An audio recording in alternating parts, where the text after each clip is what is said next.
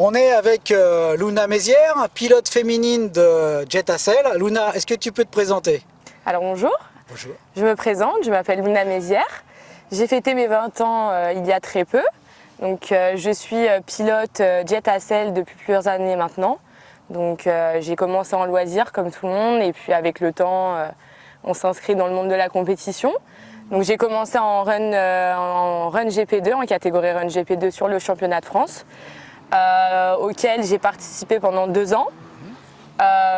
Suite à ça, j'ai décidé de me lancer et d'intégrer la grosse catégorie donc Run GP1. Donc Run GP1 qui inclut toutes les grosses machines avec des grosses préparations.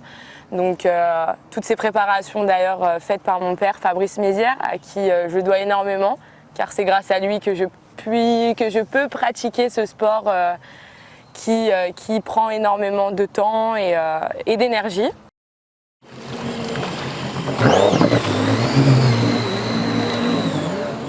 Tu cours dans la catégorie GP1. C'est ça. Tu cours avec les hommes. Est-ce que c'est bien? Est-ce que c'est facile? Est-ce que ça va? Ça se passe bien avec eux? Alors, ça n'a pas toujours été facile. Néanmoins, c'est un challenge de taille, du coup, de courir avec le sexe opposé. Je suis la seule fille en France qui fait ce genre de choses. Du coup, je suis vraiment très fière d'avoir pu relever le challenge et de m'être imposée dans cette catégorie face aux hommes, face à des pilotes qui ont des titres mondiaux, des titres de France. Ça a été un challenge de taille, mais je suis vraiment très fière de l'avoir surmonté et d'y être arrivée. Bah, c'est déjà bien que ça se passe bien, c'est déjà quelque chose, il y a une bonne ambiance. Il y a une bonne ambiance. Voilà. 2019 pour toi, il n'y a pas eu de compétition, pour un peu manque de championnat. Exact. Donc 2018, comment ça s'est passé pour toi? Alors 2018, ça a été du coup mon année de transition de Run GP2 à Run GP1. Ça a été compliqué parce qu'il faut se lancer et quand tu te retrouves sur une grille de départ avec 20 pilotes et que tu es la seule jeune femme, il faut le faire. Il faut le faire, mais je me suis dit que c'était de toute façon il fallait le faire et qu'il faut évoluer à un moment. Donc j'avais pas forcément le choix. J'y étais et il fallait y aller, donc je l'ai fait et du coup ça a été un championnat de France sur 5 manches.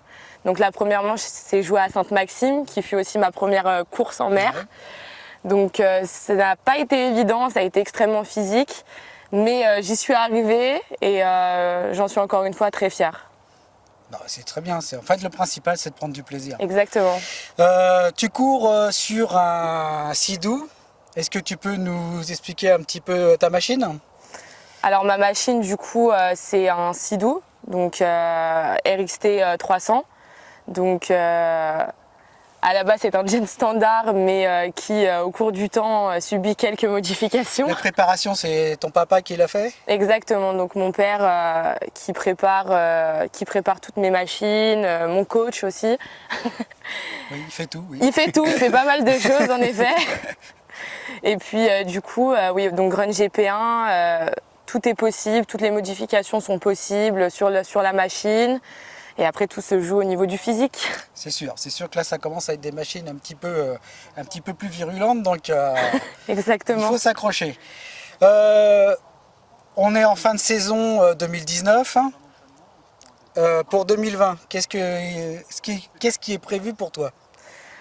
Alors 2020, pour moi, je l'annonce, je pense encore un nouveau départ. Avec une nouvelle machine, avec de nouveaux objectifs. On a eu la malchance, si puis-je dire, de ne pas vraiment avoir de championnat de France la saison passée. Donc j'espère que pour 2020, l'organisation fera qu'un championnat de France sera de retour. Après, il y a toujours le championnat de Belgique qui est pour moi un très bon entraînement pour tout ce qui peut suivre, dont le championnat d'Europe dont le championnat du monde à Havasu. Donc pourquoi pas se lancer sur plusieurs championnats.